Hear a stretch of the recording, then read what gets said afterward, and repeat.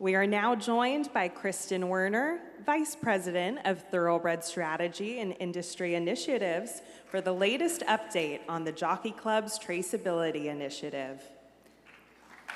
Thank you. Well, good morning, everyone. 3 years ago at the Roundtable Conference, I introduced the Jockey Club's Traceability Initiative. When we talk about traceability, we're talking about understanding what happens to thoroughbreds after they leave racing or breeding. Racing's the easy part. We've got a lot of information where horses are actually actively participating in the industry. The challenge comes when horses move on to a second career, private ownership, retirement, or other paths. The question isn't just, where are our horses? It's, how can we do a better job of staying connected to them throughout their lives? Traceability matters because people want to know what happens to thoroughbreds after racing. That includes horse owners, aftercare organizations, regulators, racing fans, the public, and plenty of others. The more information we have, the better we can understand outcomes, identify gaps, and focus resources where they need to make a difference. It also helps us to move the conversation from speculation to data. Over the past 3 years, we've added several new tools to improve traceability, including a traceability survey, digital certificate prompts, and the ID My Thoroughbred app, which was launched earlier this year. There's no single source that tells us where every thoroughbred ends up, so we've taken information from a lot of different places. This includes registry and breeding records, TIP and Retired Racehorse Project participation, horses associated with TAA accredited organizations and CARMA, and the new traceability tools. Each source provides a piece of the puzzle. So when combined, they give us a much clearer picture of what is happening to horses after racing and breeding. I also want to thank Dr. Jill Stowe from the University of Kentucky, who has helped us with this analysis. Through all available data sources, we were able to establish a traceability connection for approximately 60% of thoroughbreds born between 2008 and 2023. This includes horses that are in race training or appear in registry records or breeding stock, exported, reported as died, and reported through the Traceability Initiative. Many horses that aren't showing up in racing or breeding records can still be found through other sources.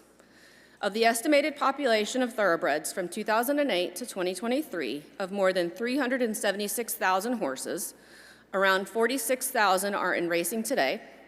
Nearly 17,000 were accounted for in TAA and CARMA.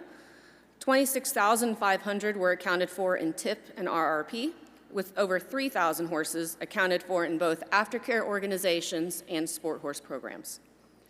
By introducing new outreach efforts, we were able to identify horses that wouldn't have appeared in traditional records alone. Many of these sources rely on voluntary participation and self-reporting, which highlights the importance of continued engagement. Just as importantly, it helps us to identify the populations where additional traceability efforts are most needed. A lot of the traceability challenges we identified appear to be related to visibility, not necessarily horse welfare. Horses with more connections to industry programs, owners who submit accurate and timely records, and horses captured through mandatory reporting systems were easier to trace. In many cases, we're not losing the horse. We're losing track of the information. The data showed that some groups of racehorses were harder to trace than others at the end of their racing career. So when I talk about risk factors here, I'm talking about the risk of losing visibility of a horse. It doesn't necessarily mean that the horse has had a poor outcome. Geldings and colts were a higher risk population than fillies and mares. We also saw increased risk among horses leading lower level racing, claiming races, and maiden races, horses competing for lower purses, and older retired racehorses. The jurisdiction of a horse's last race may also elevate or lower risk, with horses having a last start at a racetrack covered by HISA at a lower risk than horses with a last start at an uncovered track. That's something that we will continue to explore with industry stakeholders. On the breeding side, mares with production record, sales histories, and ongoing commercial activity were generally easier to trace. Visibility drops significantly for mares over the age of 16, due in large part to gaps in registry reporting. Mareworthy recently discussed similar findings from its domestic broodmare population analysis, and we look forward to continuing to collaborate with them on future efforts. Taken together, these findings give us a roadmap for where visibility breaks down and where future resources can have the greatest impact. The good news is this data gives us some clear direction on where to focus.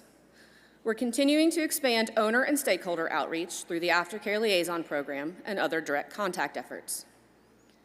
We're looking at ways to improve reporting when horses leave racing or breeding, to strengthen follow-up opportunities, and to make better use of tools like the digital certificates, Thoroughbred Connect, registry reporting, and the ID My Thoroughbred app. We're also continuing to support organizations and programs that help horses successfully transition into their next careers and evaluating additional funding mechanisms.